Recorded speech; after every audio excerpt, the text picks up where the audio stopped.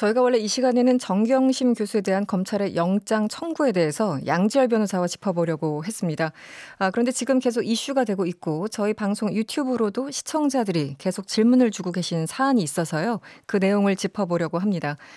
지난 2017년 국정농단 사건으로 박근혜 당시 대통령이 직무 정지됐었던 촛불 전국 시기에 당시 황교안 대통령 권한대행이 국가안전보장회의를 주재했고 이 자리에서 군사력 투입을 논의한 정황이 확인됐다는 주장이 오늘 국회에서 나왔습니다. 이 주장을 한 임태훈 군인권센터 소장 직접 연결해 보겠습니다. 소장님 나와 계세요?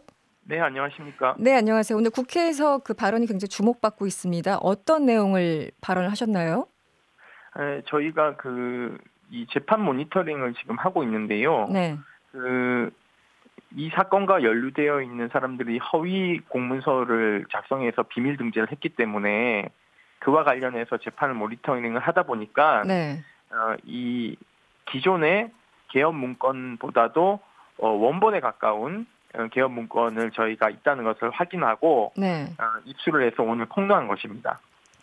지난해 공개한 이른바 촛불개헌령 문건 그 제목이 전시개헌 및 합수 업무 수행 방안이라는 것이었습니다. 그런데 그 원본을 오늘 공개했다는 말씀이신 거죠?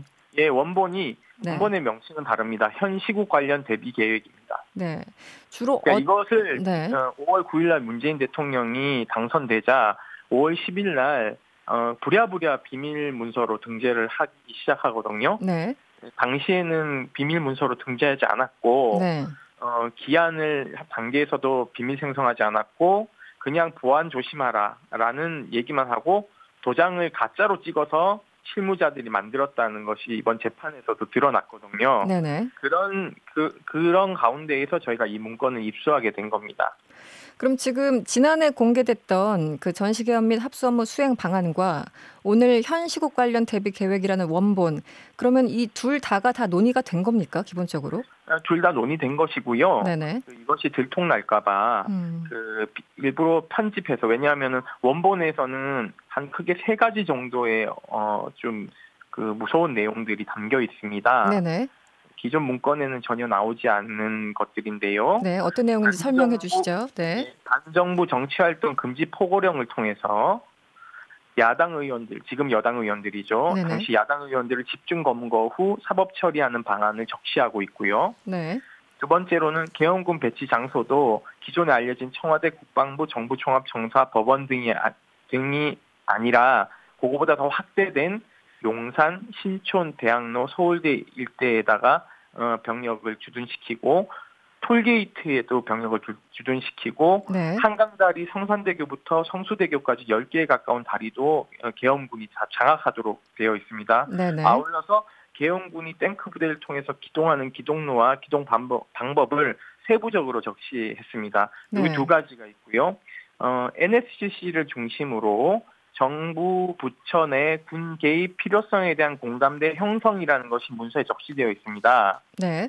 기존 공개된 문건에는 이런 내용이 전혀 없고요. 당시 NSC 의장은 대통령 권한대행인 황교안 대표이지 않습니까? 네네. 황교안 권한대행이 직무가 개시된 이후로 2016년 12월 9일과 2017년 2월 15일, 2월 20일 그리고 D-Day가 이게 지금 문건에 보면은 D-Day를 3월 8일로 잡고 있거든요. 네, 탄핵 이틀 전 말씀하시죠? 예, 네. 그렇죠. 그 전인 3월 6일 날도 아마 황교안 대표가 참석한 걸로 파악이 되는데요. 네네. 이런 시기에 중요한 이 문건과 관련된 논의들을 했을 것이라는 것이 저희들이 의심하는 대목입니다. 그러니까 지금 뭐 새로 이번에 원본을 통해서 확인한 내용들이 아까 말씀하신 것처럼 성산대교부터 성수대교까지 10개 다리를 다 통제하고 톨게이트도 통제한다. 신촌, 네. 대학로, 서울대 일대에서 계엄군이 주둔한다는 내용을 확인하셨다고 말씀드렸고. 네, 그렇습니다. 네, 당시 국회의원에 대한 체포도 검토하는 그런 내용들이 다 나와 있는데 포고령을 통해서 이제 검거하는 방안을 구체적으로 적시해 놓은 거죠. 네, 그래서 이 내용이 당시 황교안 대통령 권한대행이 주재했던 그 회의에서 이것이 논의됐다라는 것이죠. 네, 아니 그게 아니라 이 3가지가 원본에 나와 있는 것이고 기존에 공개된 문건엔 이 세 가지가 없다는 말씀을 드리는 겁니다. 네. 그러면 네. 직접적으로 황교안 대표가 뭐 관여돼 있다는 증거나 이런 건 없는 거네요? NSC에서 네. 이 문건에 정확하게 NSC를 중심으로 정부 부처 내 공개의 필요성에 대한 공감대 형성이라고 해놨기 때문에 네. 저희는 NSC에서 이와 관련된 논의가 충분히 있었을 것이라고 의심하는 것이죠. 왜냐하면 네. NSC에서 이것을 논의하지 않았다고 한다면은 그것도 문제고요.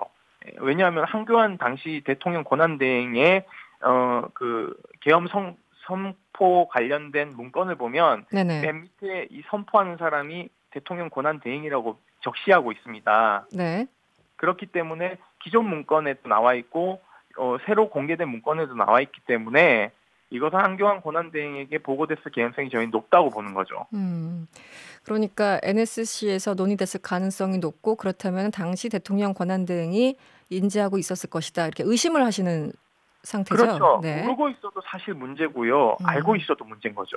지금 자유한국당은 명백한 가짜 뉴스다. 강력하게 대응하겠다. 이렇게 얘기를 하는데 어떻게 보십니까? 뭐 그렇게 발끈할 문제는 아니고요. 계속 자유한국당은 이 문서가 군사 보안이라고 얘기를 하는데요. 네. 이 문건이 기한될 단계에서는 비밀로 생산되지도 않았고요. 네. 그리고 비밀로 등재된 게 5월 10일입니다. 네. 예, 그건 명백하게 나와 있고요. 네네. 그리고 당시에 재판 진술을 보더라도 이렇게 나옵니다. 그냥 보안 조심하라고 도장 찍어서 인위적으로 본인들이 만들었다고 재판에서도 진술하고 있어요. 네네. 그렇기 때문에 이거의 군사 보안이라고 자꾸 주장하는 자유한국당이야말로 가짜 뉴스를 생산하고 있다. 저는 그렇게 판단하고 있습니다. 그리고 또 이런 얘기를 하셨어요. 검찰은 이제 보도에 나온 걸 말씀드리면 검찰은 이 모든 것을 다 알고 있었지만 수사 결과로 공표하지 않은 것이 유감이라고 말씀을 하셨고요. 네네. 네. 당시 서울중앙지검장은 윤석열 검찰총장이고 수사를 맡은 사람은 중앙지검 소속 노만석 부장검사다 이렇게 발언하셨습니다. 이 네네. 부분은 어떻습니까? 합동수사단이 꾸려졌고요. 네. 이 자료를 검찰도 입수를 한 것으로 저희는 알고 있습니다. 네. 그렇다면은 황교안 대표를 소환 조사하는 것이 마땅함에도 불구하고 검찰의 수사를 보면 굉장히 선별적이고 피상적으로 이루어지고 있고 네.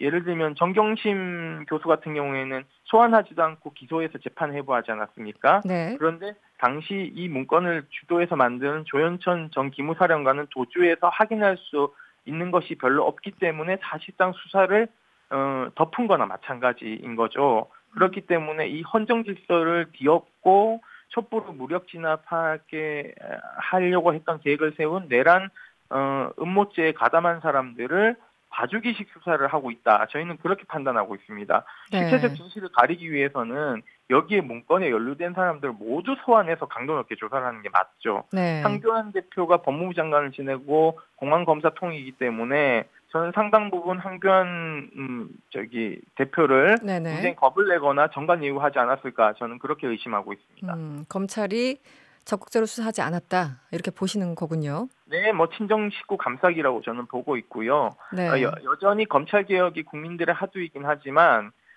자기네들끼리 이런 비밀이 영원히 들통나지 않을 거라고 생각하고 저는 축소 은폐에 검찰도 가담한 공범이다. 저는 그렇게 보고 있습니다. 이게 이제 여러 가지 갈래의 질문들이 있습니다만 기본적으로 지금 전국에서 왜 지금 이 시간에 이 타이밍에 이 이슈가 부각됐을까? 왜 임 소장님이 국회에서 오늘 얘기했을까? 여기에 대해서도 궁금해하시는 분들 계세요? 많은 분들이 오늘 무슨 제가 나간 게 자유한국당에서 저를 증인 신청을 한 겁니다. 기무사 계엄령 관련해서. 자유한국당에서요? 네, 그렇습니다. 작년에도 저를 출석을 요구했는데 수사 중인 자유한국당이 저를 고발하지 않았습니까? 네네. 보안 문서를 공개했다라는 이유로. 그래서 불출석을 했다가 원래는 저희가 이것을 최근에 문건을 입수하면서 네. 증인 요청이 또 왔길래 이번에는 나가서 얘기해야겠다라고 판단해서 네. 자유한국당이 불러서 제가 오늘 나가서 이 문건을 공개한 겁니다. 그러면은 일단 황영철 의원 같은 경우는 어떤 형태로 문건을 입수하게 됐는지 이것을 공개해야 된다. 그래야지 실체적 진실에 접근할 수 있다. 이렇게 또 주장하는데 여기에 대해서는 어떤 입장이십니까? 이 문건은 제가 검찰이 가지고 있다고 말씀드렸잖아요. 네네. 그러면 검찰에다가 수사 기록의 일부 중에 하나를 찍어서 내놓으라고 하던가 또는 정보공개 청구하면 나올 대상 목록이라고 저는 보고 있기 때문에 네네. 이것의 진위 여부는 금방 파악할 수 있다고 보고 있고요. 네네. 앞서도 뭐 비밀 문서라고 자꾸 주장을 자유한국당이 가짜 뉴스를 퍼뜨리고 있는데 이 문건은 숨기려고 비밀 등재한 것이라서 네. 실제 비밀 합동 보관소에 실문 문서를 갖다 두지도 않았어요. 네. 그러니까 둔갑을 시킨 거죠. 못 보게 하기 위해서. 네네. 예, 그렇기 때문에 구태타에 가담한 헌정질서를 유린한 이러한 문건은요. 보안 문서가 아닙니다. 군사 기밀이 될 수 없고요. 예를 들면 이런 거죠. 위안부들을 동원하라는 일본 제국주의 당시에 군대 문건을 공개했다고 해서 일본 제국주의자들이 이 문건 비밀 등재된 건데 왜 공개했냐라고 지적하는 거하고 똑같습니다. 반인륜 범죄와 헌법을 유린하는 네. 이러한 문서는 기밀 문서가 될 수 없는 것이죠. 네. 앞으로 그 관련해서 더 소위 뭐 공개하거나 혹은 폭로하거나 하실 부분이 더 남아 있습니까? 아니면 오늘 밝힌 게 전부입니까? 뭐 오늘 일단 1차적으로 밝혔고요. 저희도 이것을 뭐 그냥 얻은 게 아니라 공판을 계속 모니터링 하다 보니까 저희가 이런 문건이 있을 거라고 추정을 한 거죠. 왜냐하면 네, 관련자들이 나와서 진술을 하니까 네. 그 진술의 내용을 저희도 종합해서 사실 수사에 가깝게 접근을 한 겁니다. 이 실체적 진실을 밝혀야 되는 것은 시민단체인 저희 같은 곳이 아니라 네네. 기소 독점권을 갖고 있고 검사 동일체 원칙에 의해서 강제 수사권을 갖고 있는 검찰이 해야 될 일입니다. 사실 네. 검찰이 지금 유기하고 있는 것이거든요. 네. 정말 검찰 반성해야 됩니다. 알겠습니다. 오늘 말씀 잘 들었습니다. 네, 고맙습니다. 네, 지금까지 임태훈 군인권센터 소장이었습니다.